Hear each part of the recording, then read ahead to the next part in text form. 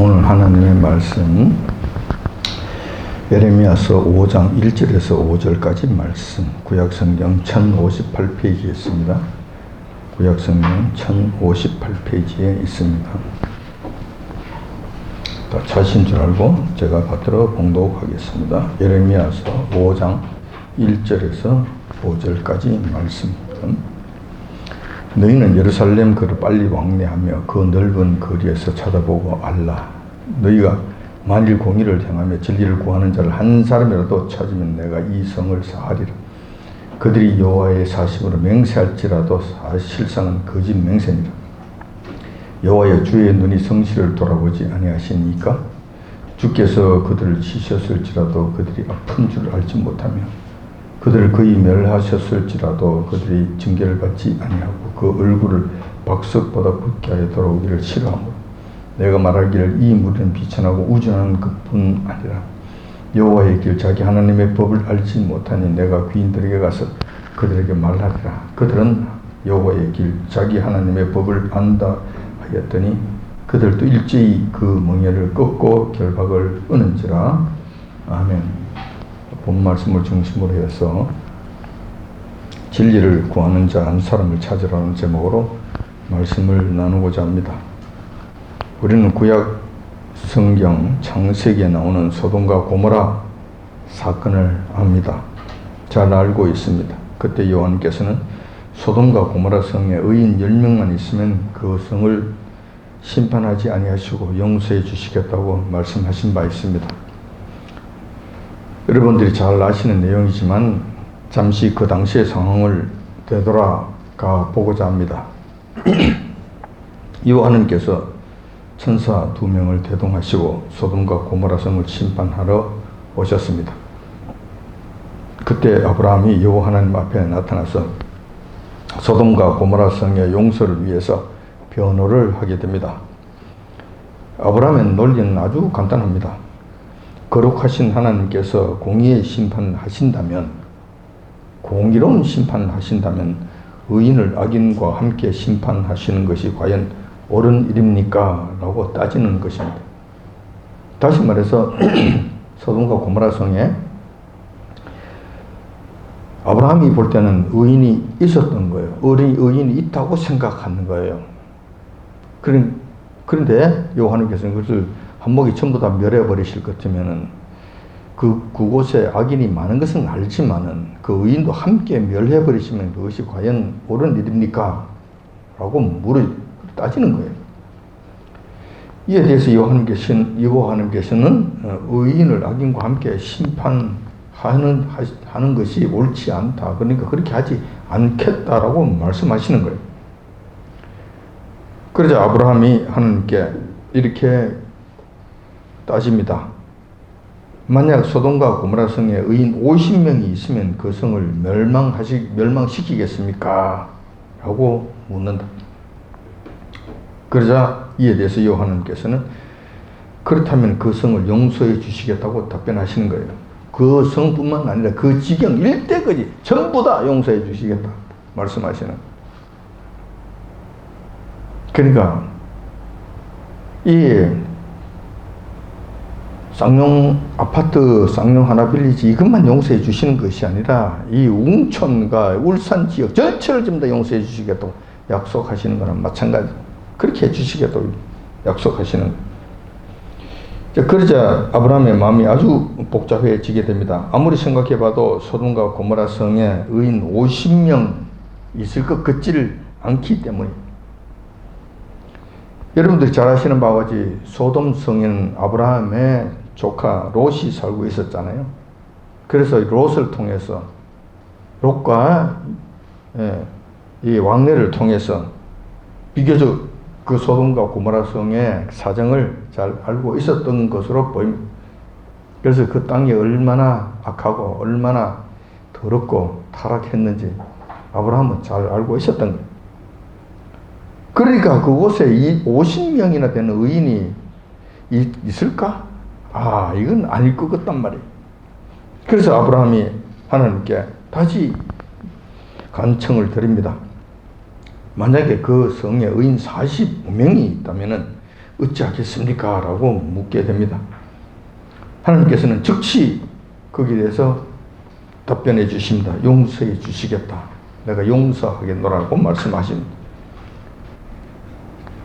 자, 아브라함이 생각하는 거예요. 아, 내가 45명이라고 그랬지. 45명 있을까? 있을 것 같질 않네. 내가 말을 잘못한 것 아니야. 왜 40명이라고 그랬을까? 45명이라고 그랬을까? 40명이라고 그럴걸? 그런 생각이 들면서 다시 하나님께 만약 의인 40명이 있으면 어떻게 하시겠습니까? 라고 또 묻게 됩니다. 그러자 하나님께서도 지체하지 아니하시고 용서해 주시겠다고 말씀하시는 거예요. 그러니까 이제 아브라함이 이제 민망하게 됩니다. 민망하게 되니까 이제 단서를 붙이는, 그전에는 당당했는데 주여 어찌 의인하고 악인을 한목에 그냥 심판하시려고 그럽니까? 하나님 이건 잘못한 거 아닙니까? 하고 따지듯이 대들었는데 지금 이 지형이 되니까 이제 상당히 좀 밀망해지게 되는 거예요. 아, 이제 얼굴이 조금 뜨끈뜨끈해져 오기 시작하는 거예요. 그래서 단서를 다는 거예요. 그전에는 주님 앞에 공세적으로 나갔다면 이제는 수세적으로 이제 돌아오게 된 거예요. 입장이 그렇게 된 거예요. 왜냐, 세 번째 이야기를 하게 되니까. 네 번째 이야기 하는 거잖아요. 그래서 단서를 다는 거예요. 주여 노하지 마옵소서. 앞에 토를 다는 거예요. 왜냐하면은 성질 내실 것 같으니까. 성질 내실 것 같으니까. 그래서 노하지 마옵소서. 그렇게 토를 단 다음에 그 성에 만약 의인 30명을 찾게 된다면은 어떻게 하십니까? 어떻게 하시겠습니까? 라고 묻게 됩니다. 그래서 이번에도 요한께서는 두말하지 아니하시고 용서해 주시겠다고 말씀하시는 거예요. 용서해 주시겠다. 대답하시는 거예요. 자, 이에 아브라함이 마음이 복잡해지는 거예요. 야, 이 30명. 내가 참 뻔뻔스럽게 30명이라고 그랬지만 이것도 안 될 것 같아. 그거 어떻게 해야 되나? 그래서 이제는 상당히 이제 미안한 마음이 드는 것이죠. 여호와 하나님의 심기를 좀 살펴가면서 이야기하는 거예요. 감히 죽게 구합니다. 라는 전제를 달고 난 다음에 다시 만약 그 성에 의인 20명을 찾게 되면 어떻게 하겠습니까? 하고 또 다시 묻게 되는 거예요. 그래서 여호와께서 이번에도 지체 없이 용서해 줄게. 흔쾌히 그냥 그렇게 말씀하시는 거예요. 아브라함이 이렇게 되니까 면목이 없어집니다. 얼굴이 아무리 두꺼워도 감히 여호와 하나님 앞에 여기까지 이야기를 했는데 또 말할 수 있는 그냥 체면이 없는 거예요. 낯짝이 없어지게 되는 거예요. 정말 할 수 없는 거예요. 여러분 이렇게 할 수 있을 것 같아요? 지금 몇 번째입니까 지금? 그런데 하나님께서는 흔쾌히 그렇게 해주겠다고 답변을 해주시니 아브라함 입장에서는 이게 정말 죽을 맛이 된 거예요. 그런데도 20명 20명이나 되는 의인을 찾을 수 있을 것 같지를 않는가라. 같지를 않아. 그래서 아브라함이 다시 용기를 내서 한 말씀을 더 합니다. 주여 노하지 마옵소서. 이번 딱 한 번만 더 말씀을 드리겠습니다. 그래 이야기해봐. 여호와께서는 그냥 그래 알았어. 내가 노하지 않을게. 딱 한 번만이라고. 그래 알았어. 이야기해봐. 그랬더니만 아브라함이 그 성에 의인 10명을 찾게 되면 어떻게 하겠습니까? 라고 또 묻게 되는 거예요.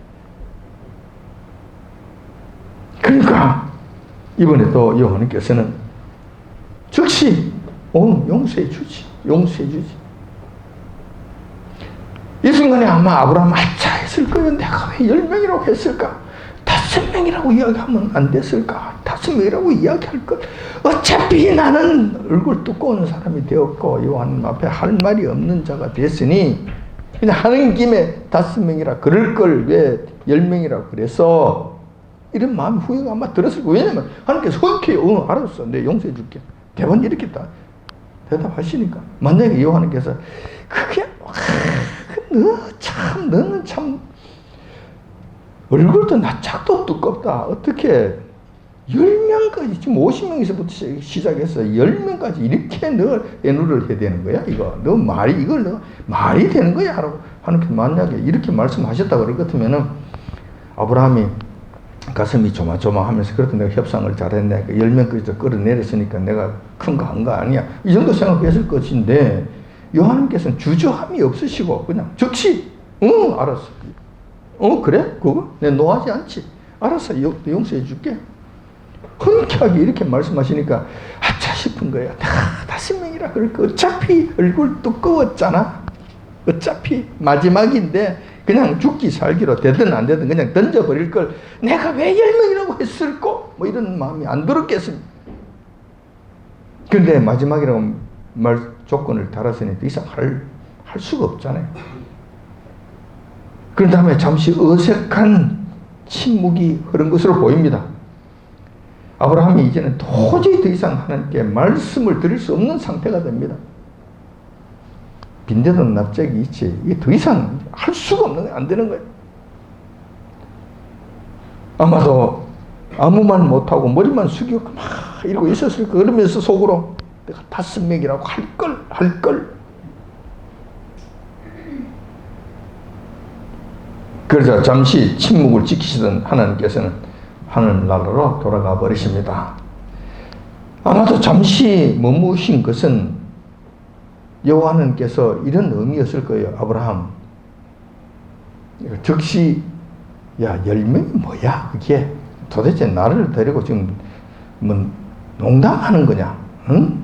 장난치는 거냐, 그러면서 그냥 쉥하고 가셨으면은 좀 그렇겠는데 그게 아니에요. 그리고 잠시 좀 계셨던 것 같아. 그것은 그런 거예요. 아브라함, 할 말 다 했나? 또 하려면 또 해봐. 마지막이라고 너 단서를 달았지만 또 정말로 마지막입니다. 정말로 진짜로 마지막입니다. 한 번만 더 말씀하게 해 주옵소서. 그랬으면 하나님께서 알았어 또 이야기해봐. 틀림없이 이러셨을 거예요. 그래서 기다리신 거. 잠시 기다리신 거. 근데 아브라함은 도저히 양심상 말을 못하니까 그냥 머리만 푹 숙여 그냥 자책도 하면서 그러고 있었는 것이 아닌가 생각이 돼요. 그러자 하나님께서 그냥 올라가신 거예요. 자, 또 한 번 더 하고 싶으면 해봐라. 그러면 내가 또 허락해 줄게. 아마 5명 있으면 어떻게 할 것인가? 하나님께 물으셨다면 하나님께서 알았어, 아브라함아, 알았어, 내가 용서해 줄게 했을 거예요. 당연히 그랬을 거예요. 또 여기서 또 한 번 더 우리가 상상을 해봅시다. 정말 낯에 철판을 깔고 이제 죽은 죽고 말면 말고 되면 되고 말면 말고 하는 정말 그런 심령으로 아브라함이 여호와 하나님 나를 죽여 주옵소서, 내 이름을 생명책에 제하여 주옵소서, 그렇더라도 한 번만 더 말씀드리게 해 주옵소서 이러면서 여호와 하나님 그 성 안에 의인 1명 있으면 어떻게 하시겠습니까? 이렇게 물었다면은, 이렇게 요한과 또 시비를 한 번 더 걸었다면은 요한께서 그래? 그렇다면 내가 용서해 주지. 이렇게 하지 아니하셨을까 싶어요. 물론 제가 그냥 내 나름대로 판단해 본 것이지만 이게 전혀 근거 없는 이야기가 아니라 근거 있는 이야기를 제가 하는 거예요.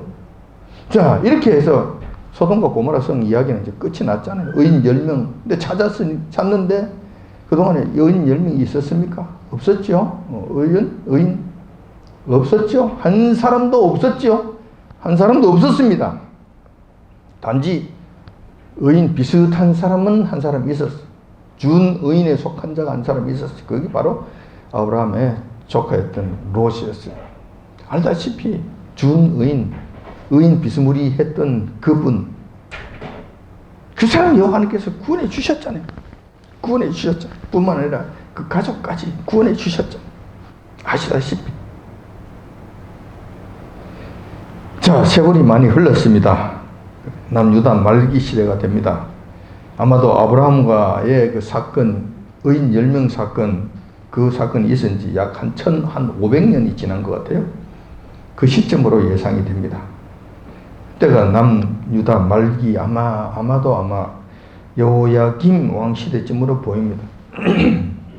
그때 당시 남유다의 경우는 소돔과 고모라 성을 방불케 하는 엄청난 타락상을 보이고 있던 그런 시대 무렵이었습니다.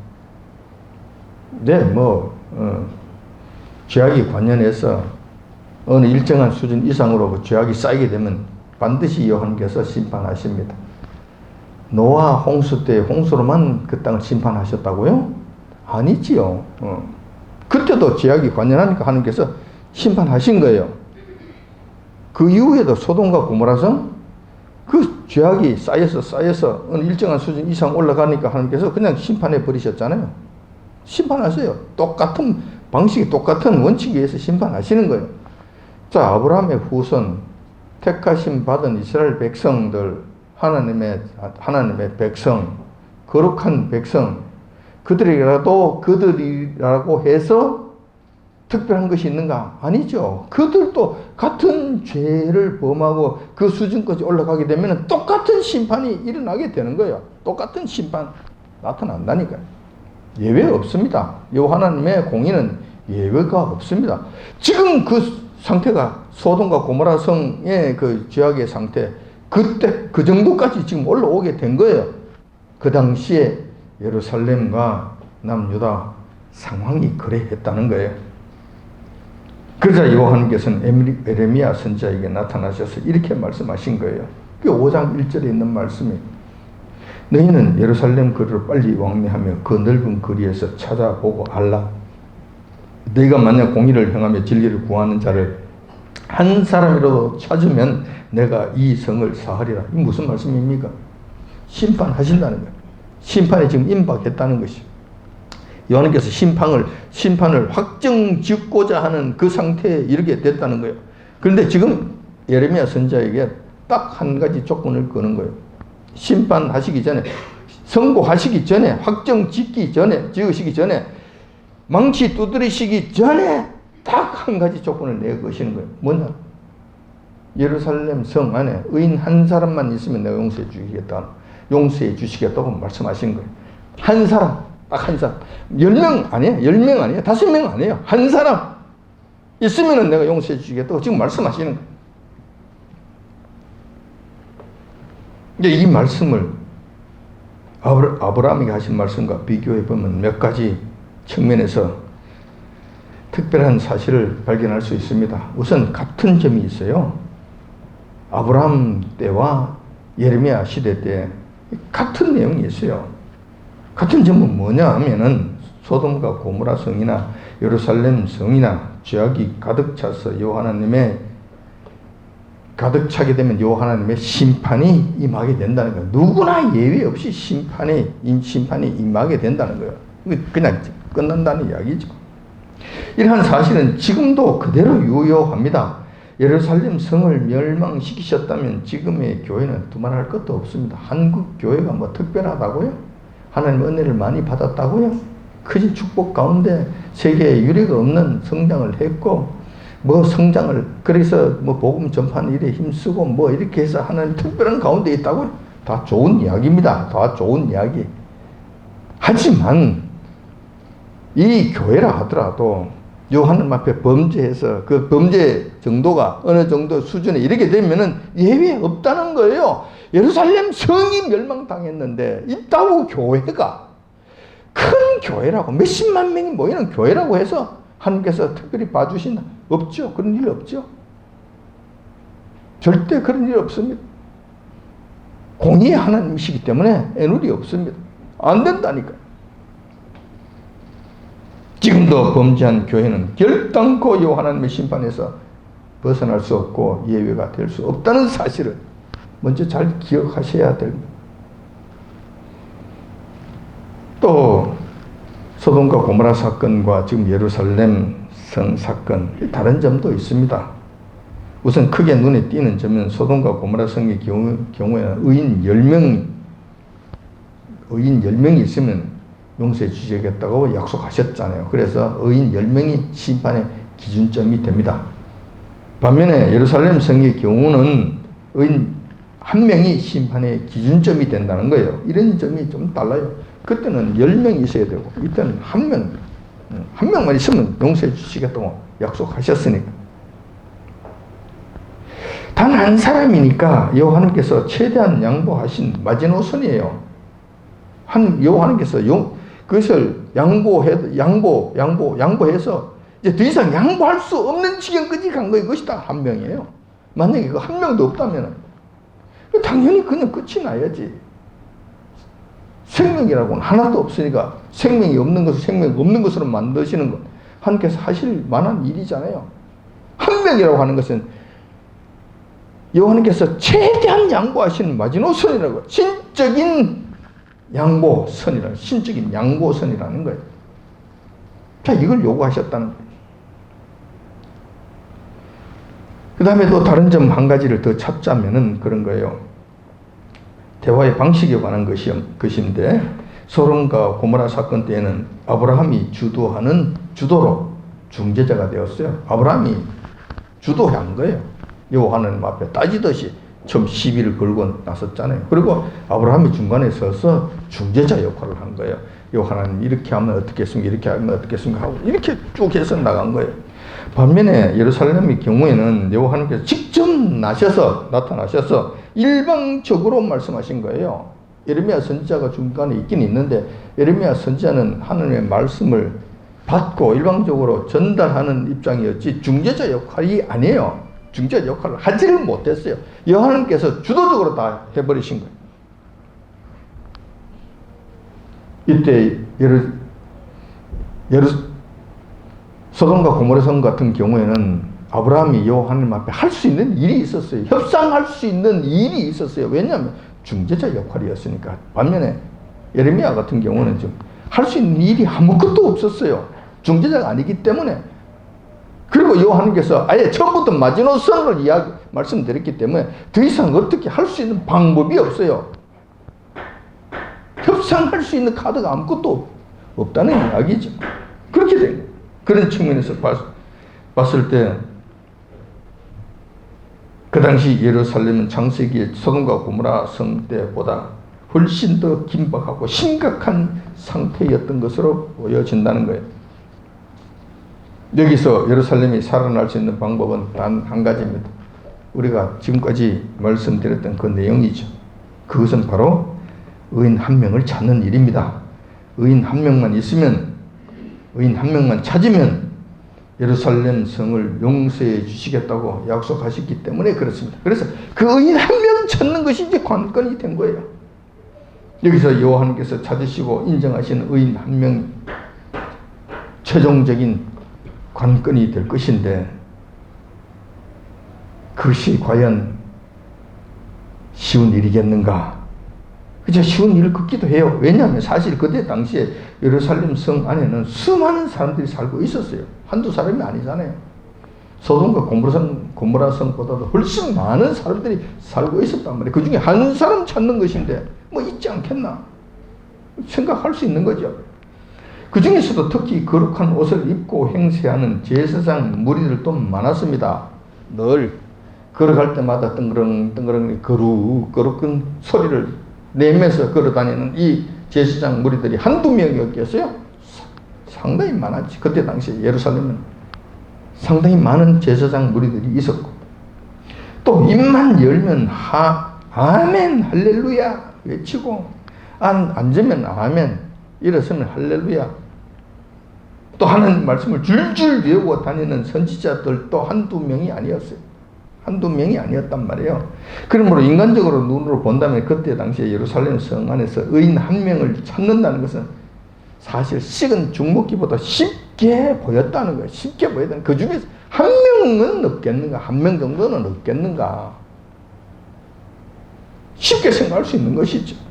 하지만 여호와님께서 원하신 한 명의 의인이라고 하는 것은 그냥 거룩한 옷을 입고 입으로 아멘 할렐루야만 떠들고 다니는 그 하는 말씀을 줄줄 외우고 다니는 그 사람을 의미하는 것이 아니라, 그런 사람을 의미하는 것이 아니라 여호와님께서 원하시는 한 명의 의인이라고 하는 것은 공의를 행하고 진리를 구하는 자라야만 된다는 거예요. 자격 조건이 딱 정해진 거예요. 공의와 진리에 속하는 자라는 거예요. 그래야만 여호와께서 그 한 명을 인정하신다는 것이죠. 여호와께서 인정하시는 그런 자여야 된다는 거예요.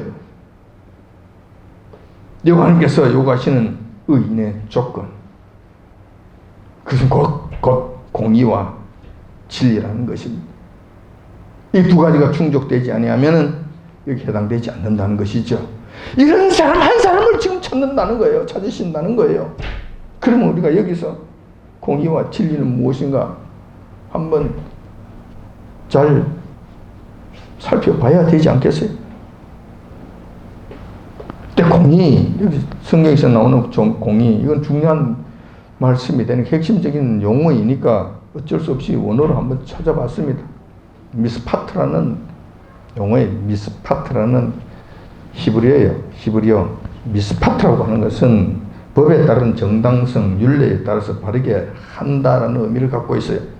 다시 말해서 올바른 말과 행동을 의미하는 것인데, 그 올바르게 한다는 것이 인간 마음대로 정한 규정에 의한 것이 아니고 여호와께서 정하신 그 규례와 규정에 따른 정당성이어야만 한다는, 다시 말해서 십계명을 제대로 지키는 자여야만 된다는 거예요. 십계명을. 이것을 제대로 지켜서 여호와께서 보실 때 정당하다고 판단할 수 있는 그런 사람이어야 된다는 것이죠. 하나님의 말씀에 따라 악을 행하는 것이 아닌 선을 행하는 자가 되어야 한다는 것입니다. 구체적으로 말씀을 드리자면은 주님께서 이 땅에 오셔서 산상보훈을 통해 가르쳐 주셨던 그 말씀의 내용입니다. 핵심적으로 말씀을 드리자면 마음속으로부터, 마음에서부터 거짓말 하지 말고, 속이지 말고, 위선적인 행동을 하지 말고, 겉다르고 속다른 이런 짓 하지 말고, 도적질 하지 말고, 미워하지 말고, 다투지 말고, 요 하나님 외에 다른 우상에게 기웃거리지 말아야 한다는 거예요. 대신에 믿음에 근거한 선을 행하고 경건의 훈련을 통한 사랑을 실천하는 것이라는 거예요. 오늘 조금 전에 김지영 권사님께서 기도하시는 그 내용처럼 결국은 사랑을 실천하는 자여야만 된다는 거예요. 그것도 마음속에서부터 진실된 심령으로 사랑을 실천하는 그런 자여야 공의를 행하는 자라고 이야기할 수 있다는 거예요. 이런 자 한 사람을 찾는다는 것이죠. 예루살렘 성 안에 수많은 사람들이 있지만 그 중에서도 이런 마음가짐으로 이런 행동을 하는 자를 찾으신다는 거예요. 자, 그런데 이것만 하면 되겠습니까? 이거 가지고도 안 된다는 이야기예요. 두 번째로 진리에 속한 자라야 된다는 거예요. 자, 원어로 또 중요한 내용이니까 원어로 한번 찾아봤더니만 제가 예상했던 것보다 또 다른 의미가 나왔어요. 에무나라는 용어인데, 이 말씀은 정직하고 성실하고 신뢰할 수 있는 상태에 있는 자를 의미하는 거예요. 저는 이 진리라고 해서 하나님의 말씀, 진리의 말씀, 참된 말씀을 의미하는 것인 줄 알았더니만 이건 진실되다는 그런 의미를 갖고 있어요.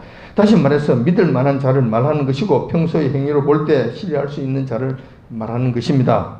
근데 그 신뢰할 만하고 믿을 만한 조건이 인간들이 봐서 대충 저 사람은 괜찮네 라가 아니고, 여호와님께서 봤을 때 여호와님께서 보시는 이 기준에 합당한 그런 진실된 사람, 진리에 속한 사람이어야만 한다는 거예요. 하나님 보시기에 믿을 만한 사람이 되어야 한다는 거예요. 최소한 다윗 정도의 되는 사람은, 다윗 정도의 사람은 되어야 된다는 것이죠. 다윗을 보니 요한의 마음에 합한 자라고 말씀하시는 그 정도의 사람은 되어야 된다는 거예요. 이런 사람 한 사람을 지금 찾으신다는 거예요.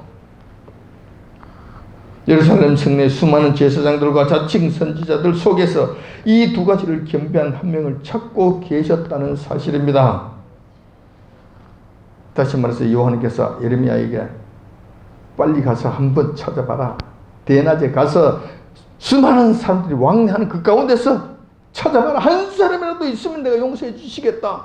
등불을 들고 찾아봐라. 그 말씀은 그 거리에 그런 사람이 없다는 이야기죠. 한 사람을 찾기가 힘들다는 이야기죠. 힘든 것이 아니라 아예 한 사람이 없다는 이야기. 한 사람이 없다는. 그러니까 요한께서 지금 예레미야 선지자에게 그 말씀을 하시는 건 아니에요. 사실 예루살렘 성내에는 스스로 어렵고 거룩한 자들이 그 당시에도 한두 명이 아니었습니다. 수많은 잘난 자들이 있었다는 거예요. 한두 사람이 아니에요. 자칭 거룩한 사람, 자칭 의로운 자들, 이런 자들이 조금 전에도 말씀드렸습니다만은 한두 사람이 아니었어요. 왜냐하면 하나님 말씀을 누구보다 더 많이 인용하고 두둔하고 입에 오르내리고 했던 사람들이 있고, 그런 사람들은 그 말씀으로 연약한 백성들을 훈육하기도 하고 질책하기도 하고 야단치기도 하고 가르치기도 하고 그래 했단 말이에요. 그런 사람들이 한두 사람이 아니었다는 거예요. 그런데 그 사람들은 공의로운 사람이 아닐까? 진리에 속한 사람이 아닐까? 그럴 수 있죠. 충분히 그렇다고 우리가 인정할 수 있지 않나요? 그런데 요한이 보실 때는 자칭 거룩한 자예요. 자칭 거룩한 자. 근데 요한께서 보시기에는 그런 자들이 오히려 가증스럽게 짝이 없는 자들이었다는 거예요. 이러한 현상에 대해 요한께서 탄식하시는 말씀이 나오십니다. 그것이 5장 31절에 있는 말씀이잖아요. 여러분들이 잘 아시는 말씀이에요.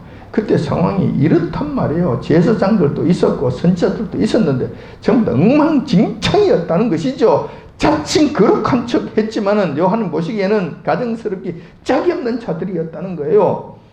자, 5장 31절에 보면 이 땅에 기이하고 놀라운 일이 있도다. 선지자들은 거짓을 예언하며 제사장들은 자기 권력으로 다스리며 내 백성은 그것을 좋게 여기니 그 결국에는 너희가 어찌하려느냐라고 말씀하시는 거예요. 엉망진창이라는 이야기죠.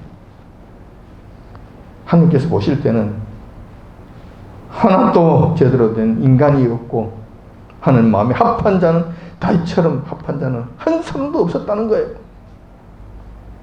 결국이 어떻게 되었습니까? 아마 그 당시 예루살렘 성 안에 그러한 공의와 진리를 구하는 의인 한 명이라도 있었다면은 요한께서는 예레미야 선지자에게 말씀하셨듯이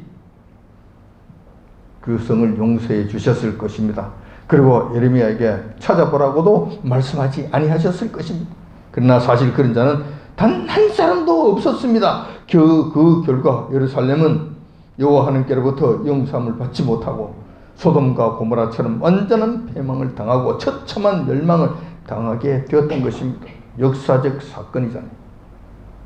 완전히 거름더미가 되어버렸잖아요.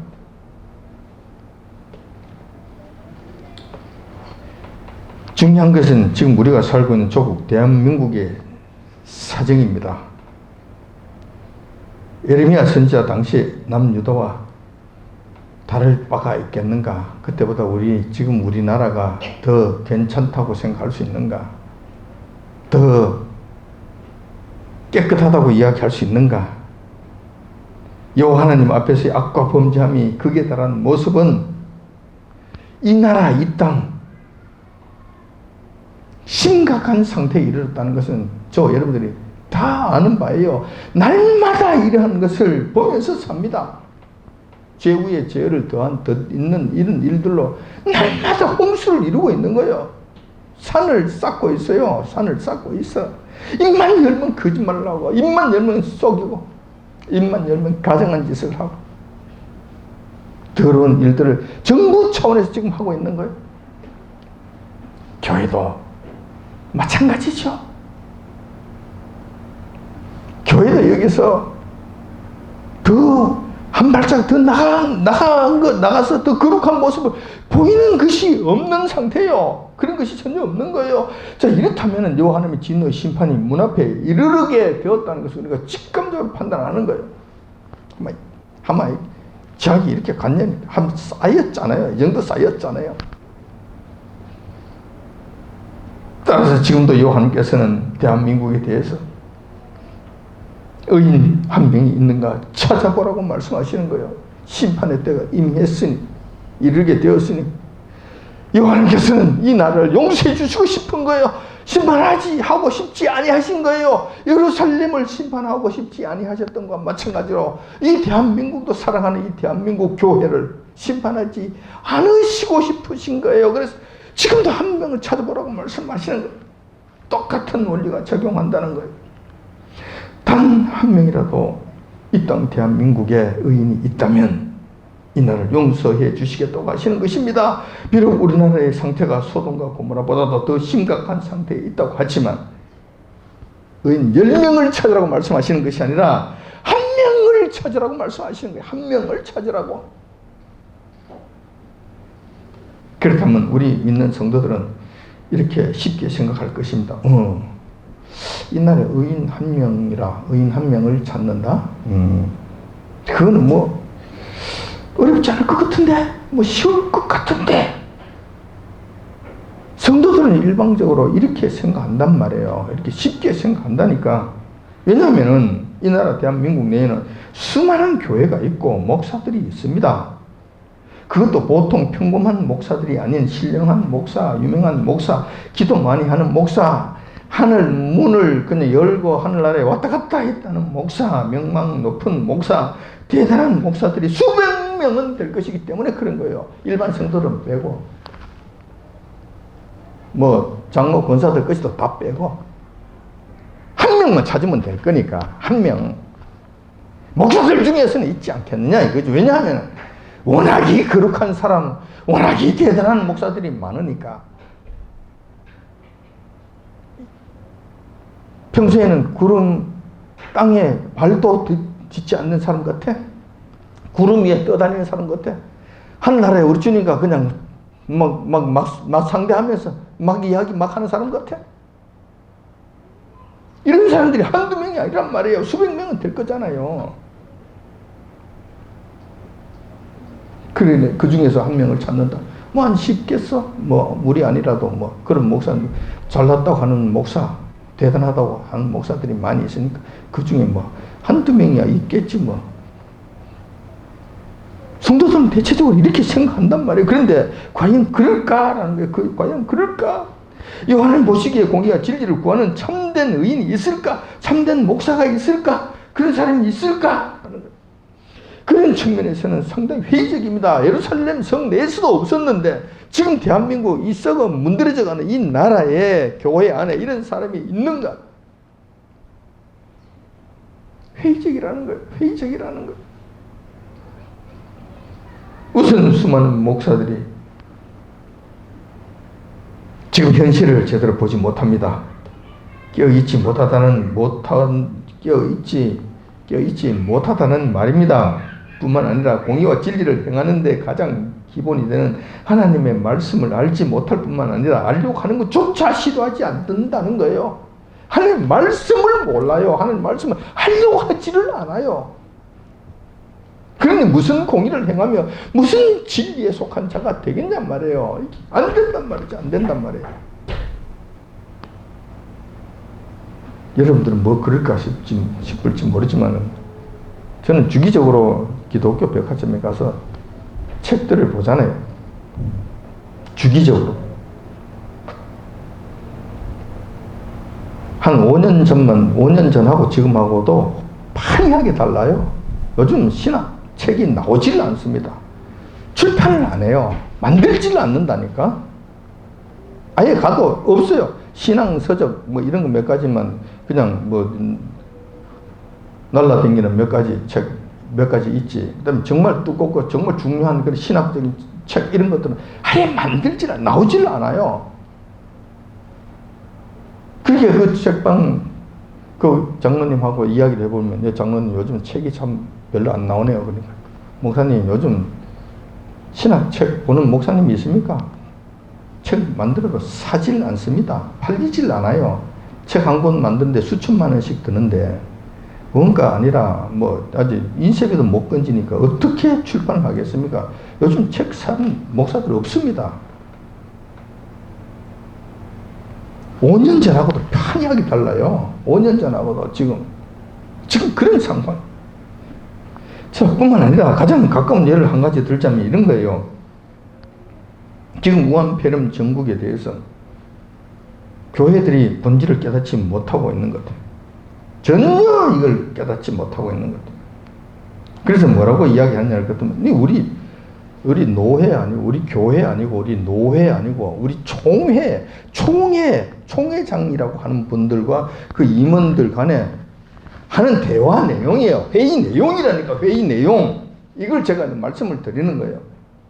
그런데 우리 교단은 지금 그래도 상당히 건전한 교단이고 하나님 앞에 충성된 종들만 별도로 또 모여서 만든 이 교단인데 정말로 정신 차려 우리 교단만큼이라도 제대로 여호와 하나님 앞에 잘해보자고 다짐하면서 새롭게 시작하는 그런 교단인데도 불구하고 거기에서 나오는 이야기가 무슨 이야기냐 할 것 같으면은 지금 이 우한 폐렴 이게 심각하니 어떻게 하면 좋으냐. 빨리 문 정권이 하자는 대로 백신을 맞자. 교회가 앞장서서 빨리 백신을 맞자. 1차 접종, 2차 접종 맞고 빨리 하고 끝내가지고 해서 그리고 그 다음에 이 전국을 끝내자. 이 전국을 빨리 끝내고 예전처럼 돌아가자. 예전처럼 그냥 활기차고 태평성대 누리자. 이렇게 이야기한다니까. 지금 이것이 올 것으로 생각한다니까. 지금 그래서 앞장서서 이거 하자고 그러는 거예요. 하자고. 지금 뭐 하는 일입니까? 자, 이렇게 해서 빨리 옛날처럼 돌아가게 될 거든 태평성대를 누리게 될 거고 태평성대를 누리게 될 거든 그 빨리 교회를 성장시키고 교회 건물 짓고 크게 만들어서 또 그 가운데서 이 교회 이거 하고 싶은 거예요. 지금 이런 생각으로 가득 차 있는 거예요. 그것 때문에 지금 빨리 그걸로 가자고 그러는 거예요. 아주 정말 답답한 거예요. 정말 답답한 거예요. 누누이 말씀드리잖아요. 이거 안 됩니다. 절대 안 놓습니다. 여호와께서 이것을 다 무너뜨리시기 전까지는 절대 이거 안 놓습니다. 이 좋은 것을 왜 놓겠어요? 안 놓. 그냥 뱀이 개구리를 물었잖아요. 물었는데 이걸 놓겠습니까? 절대로 안 놓지. 끝까지 끌고 갈 건데 얼마나 이게 편리한데. 상황 절대로 좋아지지 않습니다. 적그리스도가 와서 이 세상 무너질 때까지 우리 주님 오셔서 이 세상을 심판하시기 전까지는 절대 상황이 더 좋아지지 않습니다. 물론 여호와께서 은혜의 시간을 잠시 주시면 모르겠지. 잠깐 그 시간 주시면 감사할 것이고 그렇지 않다면 이 상황에서 점점 더 옥죄어가는 올가미가 되어서 옥죄어가는 형태로 나아가게 될 것입니다. 교회가 이것을 모른다고 하는 것이 얼마나 이 답답한 이야기입니까? 그러니 이곳에서 무슨 의인을 찾으며 이게 있어서 무슨 공의와 진리를 행하는 자들을 찾을 수 있겠냐는 말이에요. 그러면 우리는 어떻게 할 것인가? 소망이 없네. 탄식이네. 절망이네. 그렇죠. 지금 절망입니다. 그렇지만 우리가 해야 될 일들은 있는 거예요. 우선 우리가 처한 현실이 이러하다는 사실부터 우리가 바로 깨달아야 합니다. 우선 이거부터 먼저 바로 깨달읍시다. 그리고 그 현실을 직시하고 앞날을 준비해야 되잖아요. 준비해야 돼요. 이거라도 해야 되는 거예요. 우리는 이렇게 해야 되는 거예요. 이 현실을 여러분들 잘 직시하시라고. 제가 누워서 춤뱉기를 했는데 어쩔 수 없어요. 여러분들 이 현실을 좀 더 알아야 되잖아요.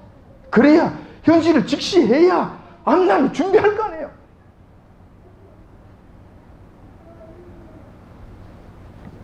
그런 다음에 다른 대형 교회나 큰 목사, 자칭 기도 많이 한다고 자랑하는 자들을 믿지 마시기 바랍니다. 의지하지 마세요. 그들이 여러분들의 생명을 구해줄 수 없습니다. 그들은 구세주가 아닙니다. 믿을 만한 사람들이 아닙니다. 그냥 하나님의 말씀을 수종드는 대언자일 뿐이에요. 그들을 믿지 말라고요. 그들이 하나님 보시기 어려운 한 명이 되지 못한다는 이 사실을 기억하셔야 됩니다. 그들 중에 그 누구도 여호와께서 원하시는, 여호와께서 바라시는 그 한 사람, 의인 한 사람이 되지 못한다는 거예요. 물론 저도 해당이 돼요. 저도 해당이 돼요. 근데 그렇다면 어떻게 해야 되나? 우리 각자가 한 명의 의인이 되기 위해서 노력해야 한다는 거예요. 지금 비록 그만큼 하나님 앞에 충족시킬 수 있을 정도의 충분한 의인은 되지 못한다 하더라도 그 길을 향해서 가야 된다는 거예요. 그 길을 위해서 나름대로 노력을 해야 된다는 거예요. 모르면 못하잖아요. 근데 알면 그 길 향해서 갈 것 아니에요. 중요한 건 이거라도 하자는 거예요. 그럼 어떻게 할 것인가? 어떻게? 구체적으로. 지금부터라도 그럽시다. 매사 은행과 마음씀 심리를 조심해서 율법에 어긋난 일들을 멀리 합시다. 멀리. 완전히 끊는다는 건 안 될 거고, 왜냐하면 타락한 인간이 하루아침에 그게 되집니까? 안 되겠지. 그렇지만 멀리 하라고 애쓰자고요. 지금부터라도 좀 거룩한 삶을 살려고 애쓰자니까요. 하나님 말씀에 순종하려고 마음 속에서부터 이 심령부터 정결하게 가지고 그 길로 가자고요. 가야 될 것 아니냐고요. 비록 그 길이 멀다 하더라도 그래도 포기는 하지 말고 가야 될 것 아니에요. 그런 다음에 주님께 간절히 기도합시다. 성령님의 도우심을 간절히 바라자는 거예요. 우리 힘으로 안 되니까 또 쓰러지고 넘어지고 하더라도 일어서서 또 가자는 거예요. 단지 뒤로 돌아서서 뒷길로 가지는 말고 그렇게는 하지 말고 앞으로 가자는 거예요. 앞으로 성령님의 도우심으로 반드시 도와주실 것입니다. 그래서 한 걸음이라도 더 앞으로 나가야 되지 않겠냐는 거예요. 그렇게 가자는 거예요. 이게 왜 중요하냐면은 그렇게 한다고 우리가 한 명의 의인이 되지는 못해요. 한 명의 의인까지는 우리가 못 간다니까. 그 많은 사람들이 존재가 안 돼요. 저와 여러분들이 그렇게 안 된다고. 그만큼은 못 될 거란 말이에요. 그렇지만 이것이 중요한 이유가 있어요. 왜냐하면 소돔과 고모라 성이 멸망당했을 때 롯과 롯의 가족이 구원받았잖아요. 그들이 완전한 의인이었으니까 아니잖아요. 의인 비스무리했잖아요. 그런데도 요한은 구원해 주셨잖아요. 이거 하자는 거예요. 이거라도 되자는 이야기예요. 저와 여러분들은 하나님의 진노가 이 땅에 퍼부어지셨을 때라도 우리는 그곳에서 구원함을 얻는 롯과 롯의 가족의 입장에는 서자는 이야기예요. 그렇게는 되자는 이야기죠. 그렇게 하자는 거예요. 저는 여러분들이 하나님의 진노 가운데서 빠져들어 여러분들이 멸망당하는 걸 절대로 원치 않습니다. 그것을 어떻게 보고 있겠습니까? 그게 안 되잖아요. 그래서 지금부터 그 준비를 하자는 거예요. 그 길로 가자는 거예요. 그렇게 갔을 때 여호와께서 여러분들을 버리신다. 절대 그렇지 않습니다. 너는 왜 한 명이 의인이 되지 못했냐고 책망하지 아니하실 것입니다. 나는 힘쓰고 애쓰고 갔으면 너희들은 애썼다. 수고했다. 말씀하시면서 여호와께서 당신의 품으로 안아주실 것입니다. 그 자리에 들어가자는 거예요. 그 자리에 들어가자는 거예요. 이렇게 해서 임박한 하나님의 진노의 심판에서 여러분들이 다 건지심을 받는 자들이 되시기를 바라고 저 역시 그런 자리에 함께 동참하길 이 아침 주님의 이름으로 축원드립니다.